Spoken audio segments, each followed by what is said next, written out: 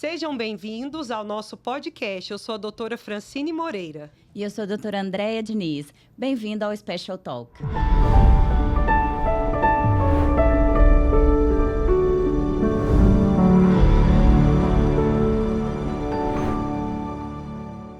O nosso podcast de hoje está muito especial.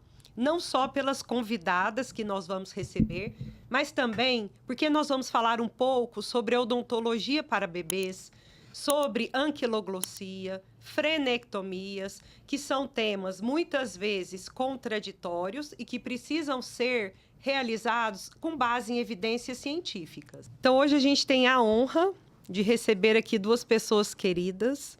Eu vou apresentar a nossa primeira convidada, que é a doutora Suzana Cardoso, minha tia, né? Todo mundo chama ela de tia Suzana, mas tia legítima, ela é só minha. E tia Suzana, eu queria que você terminasse essa apresentação contando um pouquinho sobre a sua formação. Correto, Francine. Em primeiro lugar, gostaria de agradecer a Andréia e a Francine para participar desse podcast do Special Talk, né? E eu acho, assim, que a minha formação, Francine, tem um pouquinho da mão de Deus. Porque tudo na minha vida foi acontecendo sem eu planejar, mas, como minha mãe dizia, as oportunidades aparecem e nós temos que estar preparados para elas. A odontologia para bebês, como você falou, foi idealizado na minha cidade natal, que é Londrina. Eu já morava em Goiânia, eu vim para cá criança. E quando eu terminei odontopediatria na PCD de Araraquara, São Paulo, amigas me avisaram que na minha cidade elas haviam retornado de um congresso de odontopediatria e nesse congresso o professor Luiz Walter apresentou a bebê clínica pela primeira vez. E que em julho, já era o mês de maio, ia ter o primeiro curso de odontologia para bebês em Londrina, né? O primeiro do Brasil. E eu fui aluna do primeiro curso em 1989. E eu já voltei para Goiânia e a Associação de Odontopediatria abraçou a odontologia para bebês. E ao lado da amiga Lilian de Fátima Guedes Amorim, que é uma odontopediatra também conceituada na cidade, durante 25 anos ministramos cursos de odontologia para bebês. Então, assim, vários profissionais passaram pela nossa mão e sempre com respaldo de Londrina, que é importante você ter o respaldo de uma universidade. Como se isso não bastasse, em 2015 eu fui para a Fundecto USP estudar cirurgias em odontopediatria. Não tinha laser no curso, era curso de cirurgias convencionais. Mas durante o curso eu tive contato com o laser cirúrgico, comprei o laser cirúrgico, fiz várias oficinas e cursos e fui alertada pelos professores que eu deveria habilitar em laser.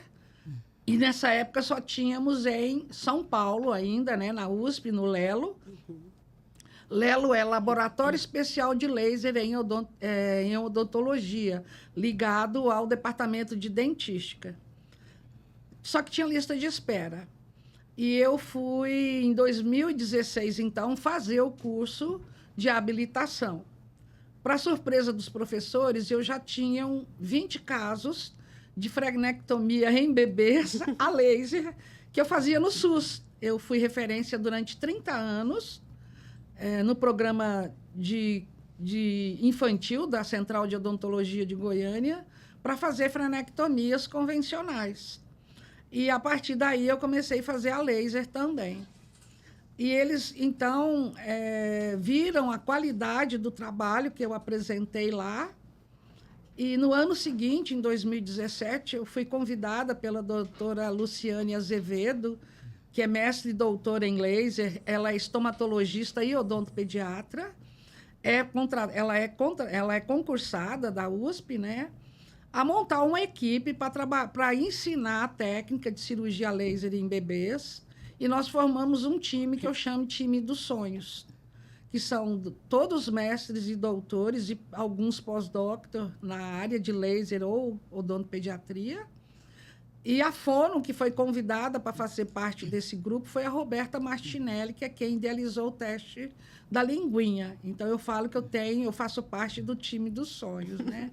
E a gente já ministrou 15 cursos ao longo desses anos e já consegui... A doutora Luciane coordena o simpósio de freios orais, que o ano passado foi o lançamento do livro, que eu e a Francine tivemos a oportunidade de escrever o capítulo, né? Isso. E publicamos pela primeira vez na literatura mundial a dose de anestésico local por peso, né, de bebês, a dose máxima por peso de bebês. Então, o dentista que quiser consultar qual que é a dose máxima por peso de bebês, na idade de 3 meses a 12 meses, está lá o cálculo certinho, né?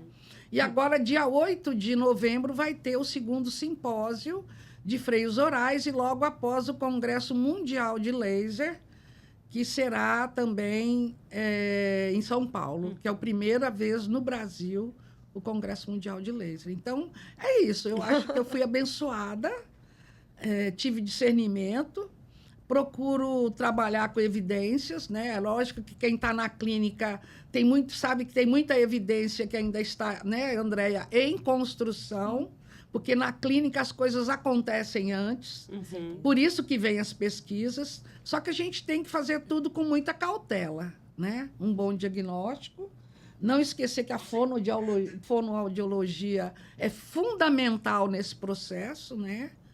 E trabalhar com segurança. É isso. Muito obrigada, tia Suzana. Posso chamar de tia? Pode. Viu? Ela deixou. Excuse me. Tia, muito obrigada por trilhar esse caminho pra gente. Algumas pessoas não sabem, mas o nosso começo no laser também foi através de você, né? Nós pegávamos o laser cirúrgico e tentávamos fazer o máximo de procedimentos naquele dia, porque era uma coisa muito preciosa, né? É um material caro, né? Um instrumento caro. Mas eu sabia para quem eu estava colocando o meu equipamento, né? Mas, enfim, a gente agradece muito por esse momento e agradece o seu aceite em estar aqui com a gente hoje para estar conversando sobre isso. A cirurgia mais bonita que eu tenho tem a sua participação, que foi um garotinho hemofílico, que eu fui nós estávamos em salas cirúrgicas, né? Separadas. Lado a lado. E eu fui lá e falei, Andréia, dá uma olhadinha para mim. O que eu faço aqui, né? Suturo ou não suturo? Você, não, tia, tá lindo. E olha, eu mostrei no último curso, a semana passada, falei, gente, essa é a cirurgia mais bonita que eu tenho, porque tem a mão da Andréia, mas obrigada. Uma cicatrização perfeita. Obrigada. Não vou ficar com ciúmes, viu? Não vou. Não vou, já estou. Ok. Então, mas pegando esse gancho, né? Porque a gente começou a fazer as frenectomias na faculdade e com a ajuda das mãos abençoadas da Cristiane Taniguchi. E a gente teve várias discussões sobre por que fazer a sutura ou por que não fazer. E nós tivemos uns casos que estavam voltando, né, Cris? Com uma cicatrização muito rápida e aí estava dando um retorno, assim, né? A gente tinha que refazer às vezes ou ampliar. Então, eu gostaria de te agradecer pela sua presença hoje, Cris. Posso te chamar de Cris? Lógico. Te agradecer pela sua presença hoje. A Cris não só é uma fonoaudióloga de renome, como também é a fono da minha filha. E das minhas também. Então, uma precursora também no atendimento pós-frenectomias, né? Então, eu gostaria que você falasse um pouco do seu caminho, da sua evolução nessa profissão linda e que ajuda muito a gente no tratamento dos pacientes. Eu queria que você falasse um pouco da sua história e como você chegou à faculdade de odonto, como você se aliou a essas dentistas que fazem o atendimento de pacientes com deficiência e necessidades odontológicas especiais. Bom, primeiro é um prazer estar aqui, é uma honra, não é nem um prazer, é uma honra estar aqui com vocês, que são também minhas referências. Uma honra estar aqui com a tia Suzana, que é parceira de muitos anos. Eu digo, quando eu fiz fonoaudiologia, quando eu encontrei Suzana, acho que vocês nem pensavam em fazer... Aliás, vocês estavam brincando, gente. Vocês estavam sendo alfabetizadas. Bom, meu caminho na odontologia, ele é muito bacana. Eu digo que ele é muito bacana, que ele é feito por aprendizado, muito aprendizado. Eu tive as portas abertas na odontologia antes mesmo de me formar. Eu estava no último período e, na nossa graduação, eu sou da terceira turma de fonoaudiologia daqui de Goiás, de Goiânia.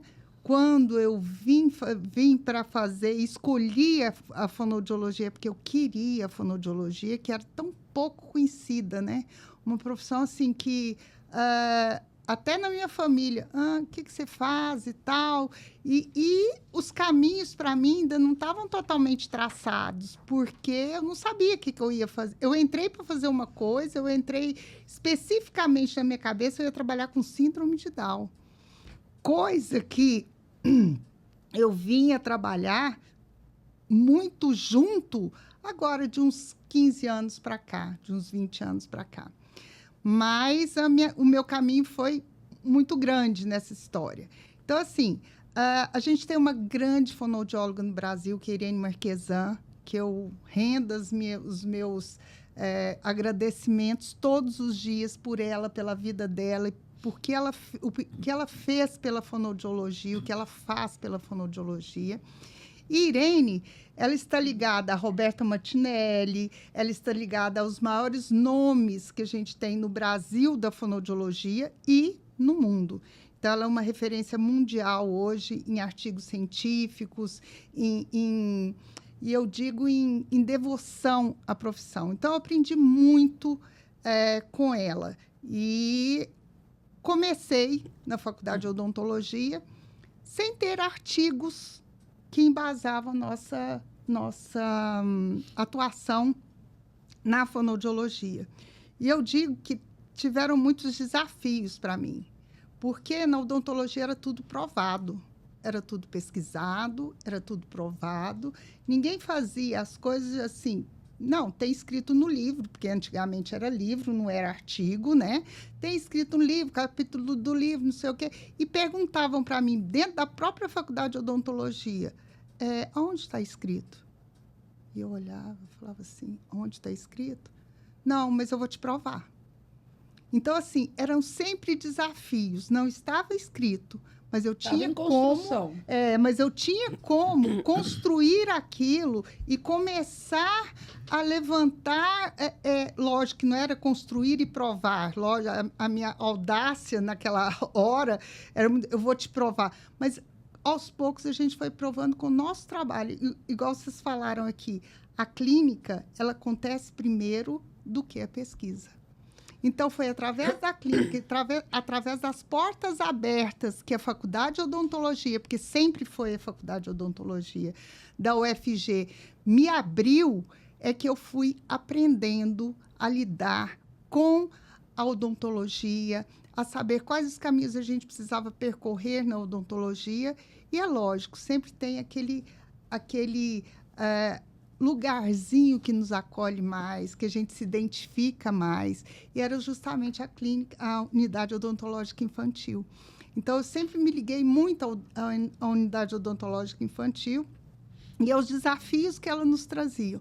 Aí a gente começou com estágio supervisionado lá da PUC, junto com a Faculdade de Odontologia. Eu fui me especializando, eu fui fazendo meu mestrado dentro da área de morfologia, entendendo mais músculos, entendendo mais como é que era o processo de cicatrização, como é que era o processo de funcionamento, de fisiologia e anatomia de cada músculo, e o que isso tinha a ver com a parte estática, que era o quê? Que eram os dentes, que era a oclusão.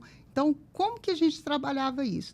Então, eu digo que a minha grande escola, meu grande livro foi realmente a Faculdade de Odontologia daqui, a UFG, e que eu sou também eternamente grata por confiarem e darem essa chance para uma profissão que era tão nova naquela época, tão nova mesmo, muito com poucas evidências científicas, mas que vocês, abrindo as portas para nós, vocês colaboraram para as nossas evidências científicas. Muito, muito mesmo.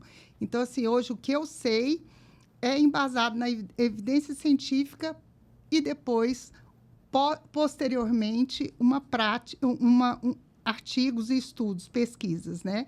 O meu mestrado foi orientado por um dentista, Dr. Carlos de Paula, e que também eu admiro muito da área de prótese, área que eu também gosto muito, que eu também trabalho muito, que não deixa de ser pessoas especiais que a gente está lidando lá na prótese também, né? E hoje no implante. Então, minha vida foi essa. Há 30 anos eu estou dentro, há 32 anos eu estou dentro da Faculdade de Odontologia, saindo, voltando, dando um tempo, mas estou lá e lá é que me faz crescer. Cada dia as pessoas, o respeito que eu tenho pelas pessoas de lá, e isso tudo me faz crescer. Agora, quanto ao teste da linguinha, enquanto vocês estavam correndo com as evidências na parte de cirurgia e tal, eu fazia um papel meio que nos bastidores com a Martinelli também. Então, esse teste ele veio a partir dos estudos de mestrado e doutorado da Martinelli e depois comprovado cientificamente por outros autores, né, a evidência disso dentro do processo de desenvolvimento das funções estomatognáticas, tanto fala, quanto mastigação, quanto deglutição, e do desenvolvimento do bebê. Eu falo que eu corri um pouco paralelo, porque a gente corria com o projeto de lei na mão. Então, a gente ia para Brasília, corria com esse projeto de lei na mão. De uma pessoa, de um deputado, que na época esse deputado é médico, e na época ele estava fazendo a legislatura dele. Então, ele nos apoiou, ele levou, ele apresentou o projeto. Então, esse protocolo do teste da linguinha, ele é criado, ele vem da criação da Roberta Martinelli, porém, ele é aberto para todos os profissionais que se habilitarem na área da saúde a fazer o teste e a ter o olhar clínico para ver se aquela cirurgia é indicada ou não. E é aquilo que a gente fala, a gente tem que ter muito cuidado. A fonoaudiologia, ela tem que trabalhar muito junto com a odontologia, a gente tem que confiar nos nossos pares. Eu sempre falo, quando eu dou uma aula, eu falo assim, não, eu estou aqui, mas não é para indicar para mim, é para vocês encontrarem um parceiro para vocês se identificarem e poder trocar ideia com esse parceiro do que realmente vai fazer diferença para aquela criança. Então, assim, o fonoaudiólogo ele está ali para ser um apoio e uma opinião para que tudo aconteça de uma maneira saudável. As cirurgias, é bom a gente falar, porque às vezes a gente ouve muito falar, mas estão indicando muitas cirurgias. A gente sempre ouve falar assim, hoje a gente sabe por que indicar. Hoje a gente tem um exame clínico para indicar. Antigamente, a gente via e não conseguia identificar. Hoje, a gente vê e consegue identificar. E isso supre muito as necessidades futuras daquele paciente. Quantos pacientes que a gente pega, quantos bebês que a gente pega, e a gente vai fazer o exame clínico daquele bebê e fala assim, tem a curiosidade, né, meninas, de falar assim, vamos ver quem ele puxou. Né? Da onde vem essa língua presa? Do pai ou da mãe? E geralmente isso acontece, e vem mesmo, né? E na maioria das vezes, no que a gente tem observado, é do pai. Né? Não sei se isso faz parte da sua clínica também, mas é muito do pai que vem isso. Parabéns pela sua fala. Uma coisa que, só querendo complementar o que você falou, a importância do teste Martinelli, sou fã número 1, sou suspeita. É a questão funcional que ele também... Sim, claro. Eu recebo muito no consultório cirurgia de colegas, talvez porque eu esteja mais tempo na área. Tem que repetir. Será? E a função? Vamos ver a função? Então, é aí. Às vezes, eu tenho caso clínico, eu tenho meus pesadelos também. Às vezes, ele não ficou da forma que a gente esperava. A gente que sempre busca perfeição sofre muito quando as coisas não saem tão perfeitas. Mas a fonoaudiologia, ela me ensinou a ver aquele frênulo, ele está permitindo que aquela língua tenha a função que nós precisamos? Cris, eu não dou alta para o bebê que eu opero. Ele é incorporado, isso fica aí a dica, né? Para todos os profissionais. Hoje eu só faço odontopediatria do bebê que eu opero. Então, eu tenho bebê que eu operei aos 7 meses, e hoje ele tem 7 anos, 8 anos. Então, assim, incorpora seu paciente no seu programa de odontopediatria, e elas estão aderindo. É uma forma da gente ir vendo a função daquele procedimento ao longo do desenvolvimento da criança, né? No alimentar, no falar, no mastigar, na pronúncia, né? Às vezes a gente recebe criança com atraso de fala e frênulo alterado, e a mãe fica na esperança que só operar a língua vai resolver. Vai ajudar. Eu falo, olha, é o tempo da criança, né? precisa ir de uma fono na especialidade, com frênulo preso, outras funções vão estar comprometidas, mas... Quem tem frênulo alterado fala, talvez a pronúncia que não é adequada futuramente. Estou correta? Claro, doutora? e assim, uma preocupação minha muito grande é o processo de mastigação e deglutição. Sim. Que as pessoas, às vezes, pensam... A primeira pergunta da mãe ele vai... como é que vai ser a fala dele futura? Eu falei assim, a fala futura, gente, ninguém pode falar. Eu não posso garantir que ele vai falar bem ou mal, porque o desenvolvimento funcional, ele é inerente da criança. Às vezes, eu já vi freios extremamente alterados com uma fala normal, né? Agora, a fala está normal e a mastigação, não, a criança estava engasgando. Ela tem episódios de engasgo, aí isso era confundido com refluxo, aí isso... Então, assim, ela tem episódios de engasgo e pneumonias frequentes. Uhum. Então, assim, falando certo, só que funcionalmente, com uma inadequação total. E a gente tem visto isso, quando e eu falo para a mãe, eu falei assim, vamos acompanhar, então, já que... Tá tão duvidoso assim, porque tem aqueles freios duvidosos, né? Vamos acompanhar o início da hierarquia alimentar? Vamos ver como é que vai ser? Se a linguinha vai se mover, porque quando tá bebê, a língua mexe de uma forma. Depois, quando ela vai desenvolvendo e a mandíbula vai começando a apresentar outros movimentos, aí que está começando a preparar para a mastigação. E é nessa época que a gente também vai ver, porque a língua, eu falo isso muito para os meus alunos. Eu pergunto, a primeira pergunta que eu faço é assim, a língua mastiga? Aí eles, não. Eu falei assim, será que não mastiga mesmo? Porque os dentes trituram, mas a língua faz parte da mastigação. Quem consegue manter ela nas cúspides para serem triturados, o alimento ali, é a língua, gente. Sem língua a gente não consegue mastigar. Sem movimento adequado, não existe mastigação. Então, é importante que a gente leve isso em consideração. E quando a gente faz um exame clínico numa criança, para ver, fazer um reteste, para ver se não precisa de nova intervenção cirúrgica, porque, para mim, isso é muito difícil. Imagina, uma fonoaudióloga, a responsabilidade de falar assim, não, você precisa da cirurgia. Então, isso é uma responsabilidade. E a hora que eu estou falando que ele precisa de uma nova cirurgia ou que ele precisa de uma cirurgia, eu tenho uma responsabilidade ali imensa, porque podem haver intercorrências. E quem indicou a cirurgia? A fonoaudióloga, né?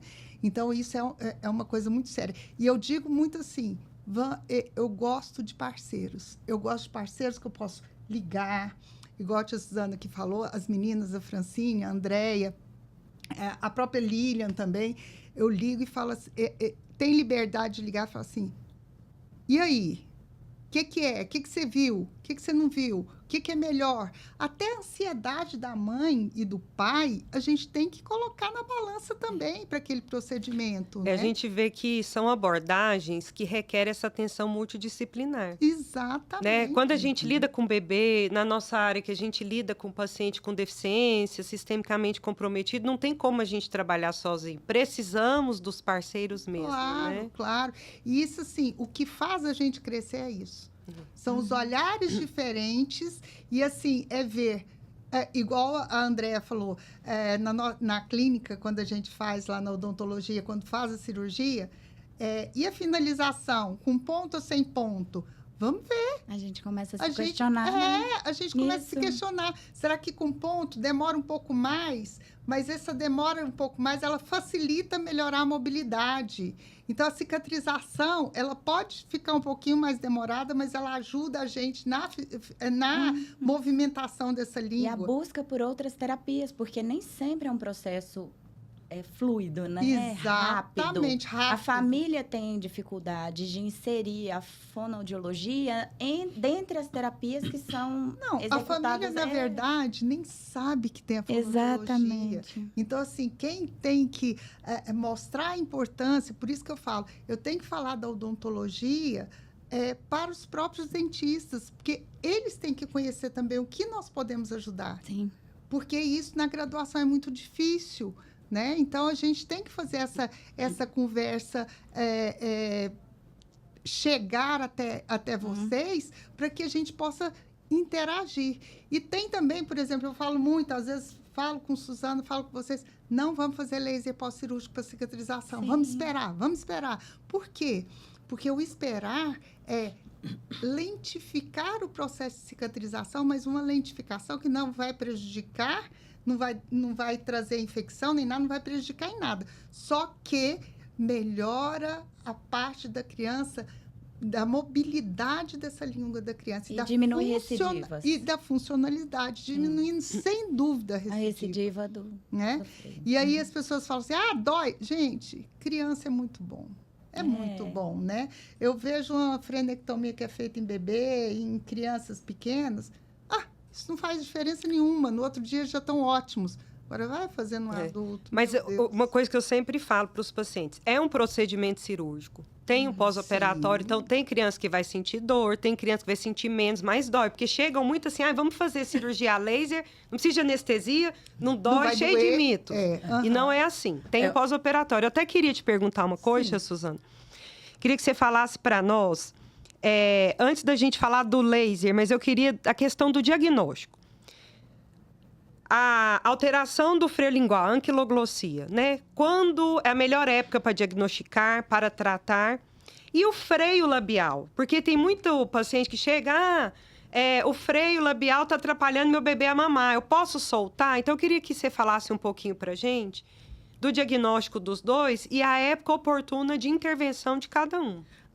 Muito boa a sua intervenção, porque eu estou numa zona de conforto, porque eu faço parte do melhor grupo que estuda freios orais da USP.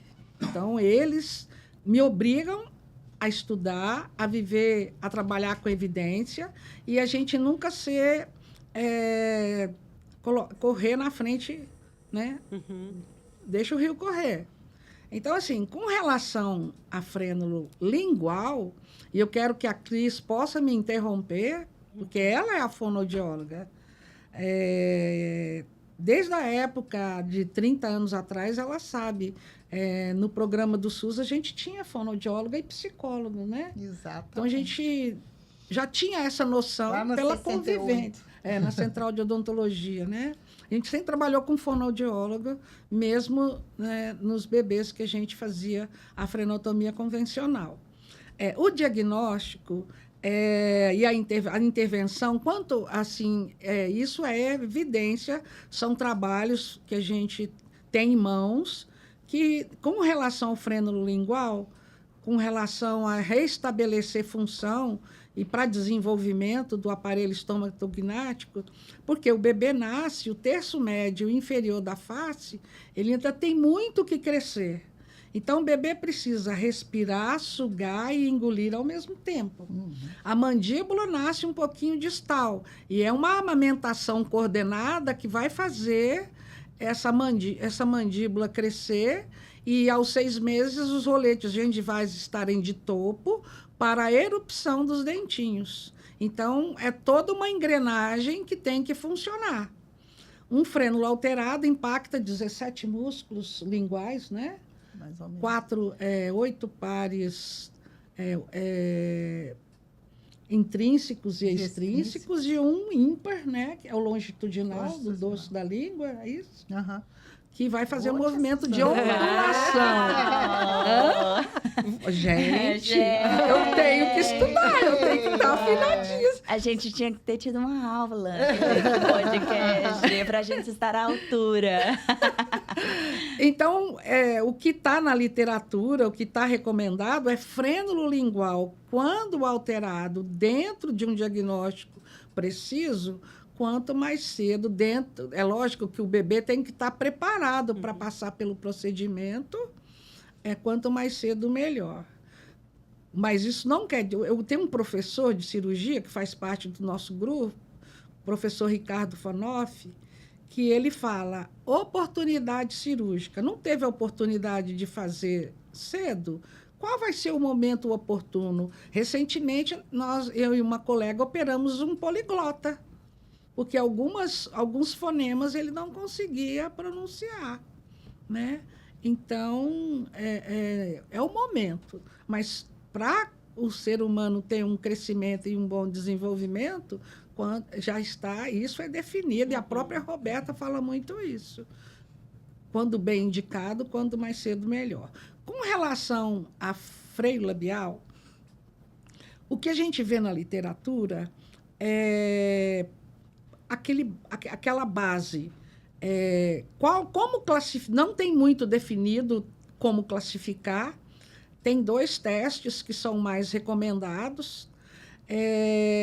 Um não é muito aceito, mas é o que mais se usa, que é o do Kotlow, né? Que ele faz frênulo labial há muitos anos nos bebês, ele indica, mas aqui no Brasil, seguindo o protocolo dos professores de odontopediatria, frênulo labial, se ele não for um frênulo que está impactando realmente aquela criança, né? Porque tem frênulos anômalos. Eu tenho casos raros acho que eu tenho um caso de frênulo labial em bebê, mas era um frênulo extremamente anômalo, que o frênulo lingual era normal. É a filhinha inclusive de uma médica pediatra, cardiopediatra. Mas a idade ideal de se fazer o frênulo labial, existem momentos, né? Na época da erupção dos incisivos centrais permanentes, se ele permanecer teto labial persistente, essa é a regra. Você pode fazer nessa época, pode fazer antes da erupção de canino. Existem alguns autores que falam para esperar a erupção do canino permanente. Nesse ponto, eu já não concordo quando é um frênulo adiposo, fibroso, teto labial persistente, que você já faz o diagnóstico ao nascimento. Você já pode diagnosticar um frênulo labial em bebês patológico logo ao nascimento. Só que com o crescimento vertical da maxila, esse frênulo ele pode mudar de posição. Isso é constatado. A ortopedia funcional bate muito nessa tecla, para a gente não fazer cirurgias de freio labial em bebês precocemente. Eu tenho casos raros. Eu tenho uma pacientinha que veio dos Estados Unidos, com indicação de uma pediatra, paciente que mora lá e que vinha para o Brasil, né, brasileiros que moram lá, e havia uma indicação realmente. A criança tinha em torno de 1 ano e 8 meses. Então, eu tenho casos raros de frenectomia em bebês. Tem alguns grupos de profissionais indicando com rotina. Não conheço muito bem os estudos deles, mas chegou no meu consultório, eu tento mostrar para os pais que frênulo labial não é rotina, Sim. né? Como é num frênulo lingual bem diagnosticado e está alterado, trazendo alterações funcionais, Sim. né? Mas tem que ter critério, né? Porque não tem um estudo a longo prazo que você fez frenectomia labial em bebês e como foi que aquele caso foi... como se chegou lá na frente? Precisou de reabordar? A papila incisiva num bebê ainda um elemento muito tênue, muito delicado, né? Uhum. Quando a gente faz uma frenectomia labial em uma criança bebê ainda, você vaporiza a prega, você não mexe na inserção papilar. Não é ainda indicado. Sim. Então, é isso que se tem hoje, né, com relação ao frênulo labial. Existem grupos indicando como rotina, mas o que a gente vê na literatura e no grupo de freios orais, do qual eu faço parte, é cautela e ver o melhor momento de intervir. Sim. Nós trouxemos essa sumidade na odontopediatria no atendimento de bebês. Mas a gente sabe que para pessoas com deficiência, muitas vezes a gente perde esse timing de Sim. atender ao bebê e fazer a cirurgia no bebê. Então, Cris, eu queria te perguntar, quais são os maiores desafios ao atender pessoas com deficiência que perderam esse timing de fazer lá na primeira infância, ainda bebês, e que eles chegam ao seu consultório adolescentes, muitas vezes, e sem a frenectomia lingual executada? Então, é um desafio, porque você tem que mensurar os prós e os contras. Então, assim, vou fazer porque ele não está falando bem. Vou fazer porque... Gente, aquele indivíduo, adolescente, adulto, ele passou a vida inteira com a língua presa. Ele fez toda uma adaptação com essa língua com pouca mobilidade. E aí é o que a gente tem que ver, porque assim, muitas mães, muitas famílias pensam, na hora que fizer a frenectomia, essa pessoinha de 15 anos que nunca falou vai começar a falar, porque o problema dele é língua. Às vezes tem um autismo, às vezes tem uma deficiência mental, às vezes tem uma paralisia cerebral. Tudo isso vai interferir na reabilitação. Aí, quais são os prós e os contras? Primeiro é convencer essa família que não é a língua, talvez, que esteja fazendo. E depois eu olho muito assim, se soltar essa língua, vai ser mais difícil ou mais fácil para esse indivíduo? Porque eu também tenho aquela outra visão que, se eu solto, ele estava tão acostumado... Como é que vai ser a adaptação dele, já que a parte de estímulo neuronal dele já não é tão legal? Como é que vai ser a adaptação dele no pós-cirúrgico? Então, assim, a gente tem que realmente pensar, e isso tem que ser pensado junto com o dentista, junto com o odontopediatra, assim, gente, prós e contras. Para mim, assim, uma das coisas mais difíceis é a parte de deglutição. Então, assim, na hora de posicionar a língua para deglutir, o que pode acontecer, gente?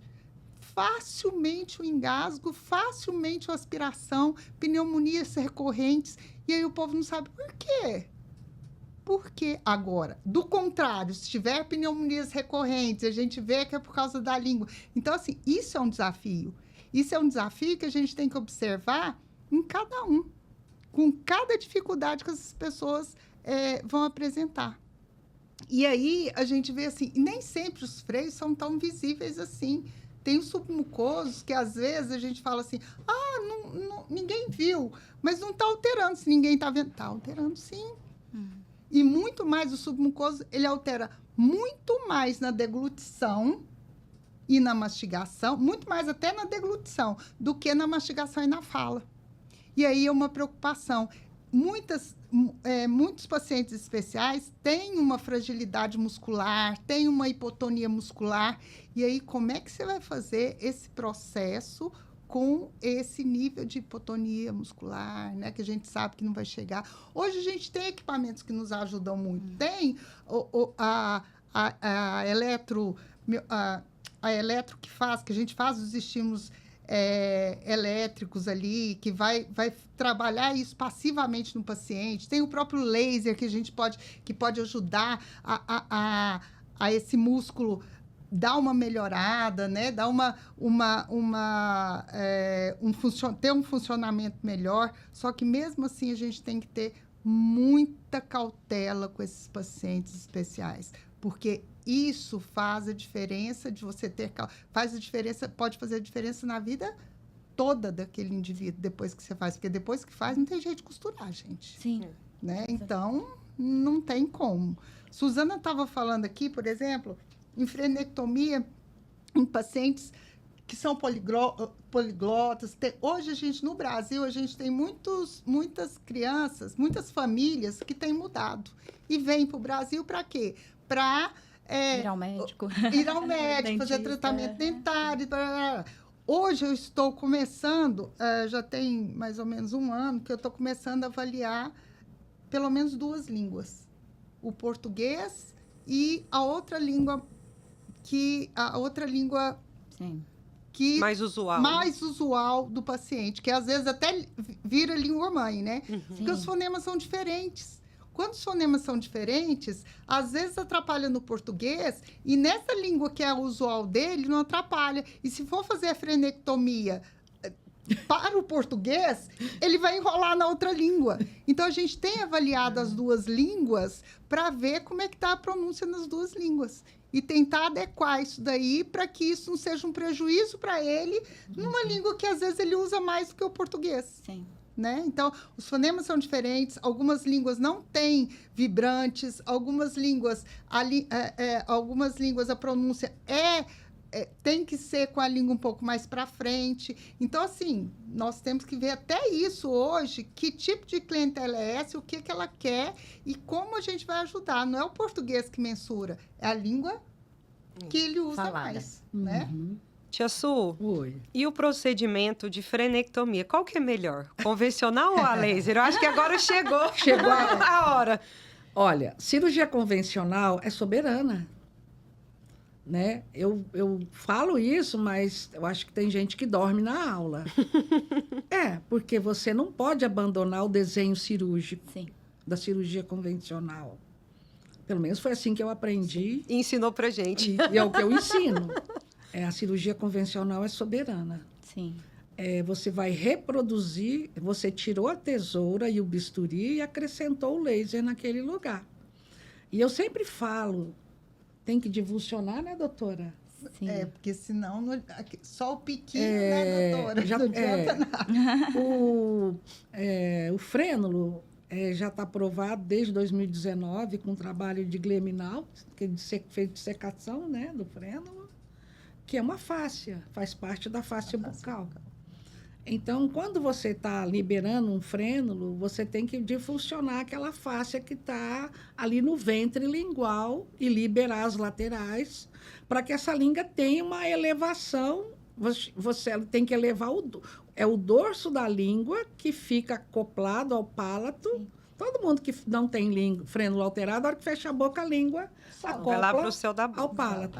Né? Por isso que é importante fazer no bebê, né? O bebezinho ele tem que dormir de boquinha fechada, respirando pelo nariz, e essa linguinha ela vai para o palato, o dorso dela coladinho no palato, para higiene e crescimento transversal, né? E anterior da maxila, porque a sutura da maxila ela não é uma reta, ela é em Y, né?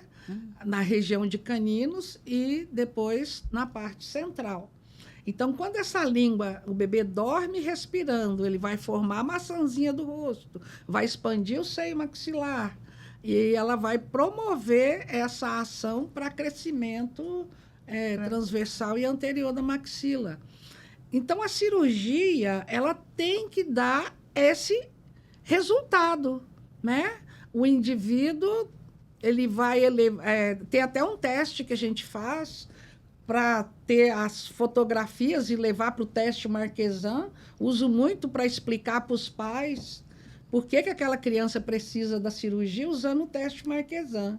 Olha, até aqui a gente pode conseguir uma melhora com fonoaudiologia apenas. A partir daqui em diante já começam as interferências, né? Que é o freio anteriorizado, com inserção alveolar, espesso, né? E tal. Eu vejo muito também, quando a gente vai ver o teste, agora eu me lembrei de até falar, quando a gente vai fazer o teste, principalmente em crianças, em bebezinhos, de um mês para frente, eu já vejo isso nitidamente, o palato alto. Porque não tem a língua estreito, não tem a língua para fazer a expansão. Então, isso é um dos critérios que eu uso, de ver se tem a língua para fazer a expansão lá em cima. E aí, a gente mostra para os pais e eles conseguem também ter essa visão.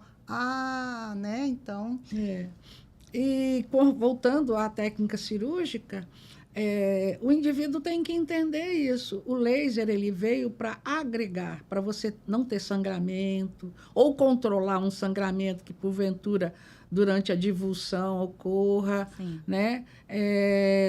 Mas você não pode jamais, Andréia, abandonar a técnica convencional. Com certeza. Porque ela, bem executada, ela dá certo. Assim como o laser, bem executado. Eu brinco muito com meus pacientes. Ai, doutora, todo mundo fala da senhora. Eu falei, pois é, se eu não tivesse resultados, eu acho que eu não morava mais em Goiânia. Sim. Né? A gente tem que ter um índice de sucesso bom para se manter até no mercado de trabalho. E aqueles casos que, porventura, você fez todo o rito e não chegou ao que você esperava, você não abandonar o paciente. Eu falo na minha primeira consulta com os pais, olha, eu quero que você tenha confiança em mim. Existe a possibilidade da gente não atingir o objetivo? É lógico que existe. Você não pode esconder isso, você não pode falar para o paciente que a sua técnica é linda e maravilhosa. Isso aí é uma obrigação. Mas se alguma coisa no andar daquele atendimento a gente não atingir o objetivo esperado, o que nós podemos fazer para minimizar, né, o resultado que não foi tão bom? Eu recebo muito paciente, Cris, e eu tenho que às vezes não atingiu o objetivo, o paciente até de colegas, e eu falo assim, eu às vezes ligo para o colega e eu falo, olha, na sua consulta, convence o seu paciente a continuar com você e ver aonde é que nós podemos te ajudar para a gente chegar nesse objetivo. Porque eu tenho meus casos também, né? Então, assim, não é que você é maravilhosa, eu me esforço para que tudo dê certo, e se não deu, o que a gente pode fazer para resolver? Né? Eu fico em cima do meu paciente, ele pode pedir opinião para outro profissional, é direito dele. Mas eu quero acompanhar esse processo, né? E a questão da sutura, tia Suzana, está nisso aí também, né? Sim. Eu sou apaixonada por sutura, todo mundo sabe, né, Andréia? Nós temos um trabalho da Bélgica, não recordo o autor agora, mas está na nossa aula lá, que chama Suturar ou Não Suturar. E ele descreve todo o processo e ele chama a atenção para esse ponto que a cirurgia laser tem que obedecer o desenho cirúrgico da cirurgia convencional. E eles falam na sutura, Cris, no sentido de evitar o rebote da cicatrização. E né? ser um guia mesmo, né? Na cicatrização.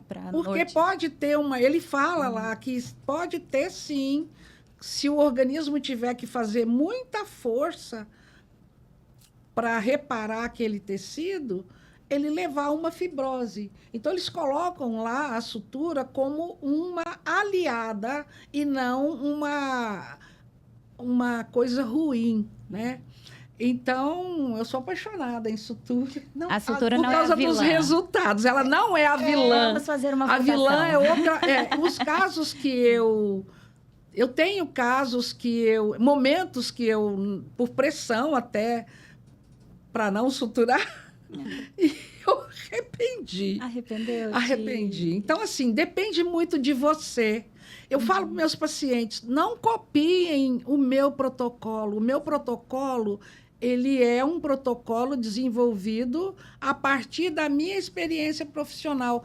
Crie o seu protocolo. Sim. Sutura, não sutura. Observa. Faça o seu desenho cirúrgico. Porque tem aquela história, a laser não precisa suturar. O que tem que entender Não é isso. que tudo depende Se eu tenho um do freno trajeto cirúrgico. fino, né? tênue, fiz uma cirurgia bonitinha, igual o nosso pacientinho hemofílico, aquilo tem que ir para um livro, viu? Muito lindo. Quero participação. Gente, ficou muito lindo. Não esqueço. Até sonho com ela. Eu tenho as fotos ainda. Graças a você.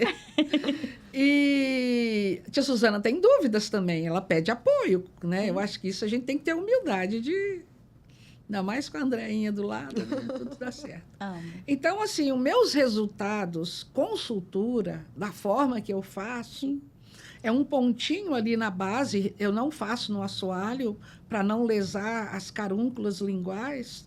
Eu faço ali um milímetro acima da junção e um mais no meiozinho, só para ficar aquela ferida não aberta, né? E vou acompanhando semanalmente aquela cicatrização. Ainda chamo o meu paciente com retorno de 90 dias pós-cirúrgico e oferto o meu programa de prevenção para eu ver aquela cirurgia a longo prazo. Né? No bebê, não, nesse trabalho é muito interessante, porque ele fala, no bebê não se sutura. E avisa aos pais que aos 6 meses de vida, ele já pode...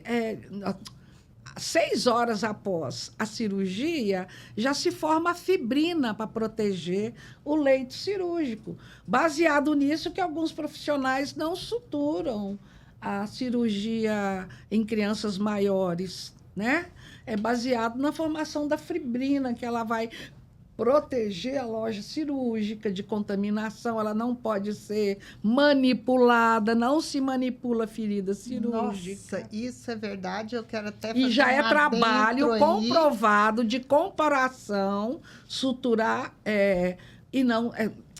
manipular e não manipular. Já é um trabalho de 2020. E a gente fala isso incansavelmente. Não se mexe no leito cirúrgico. Não se mexe no leito cirúrgico de forma alguma.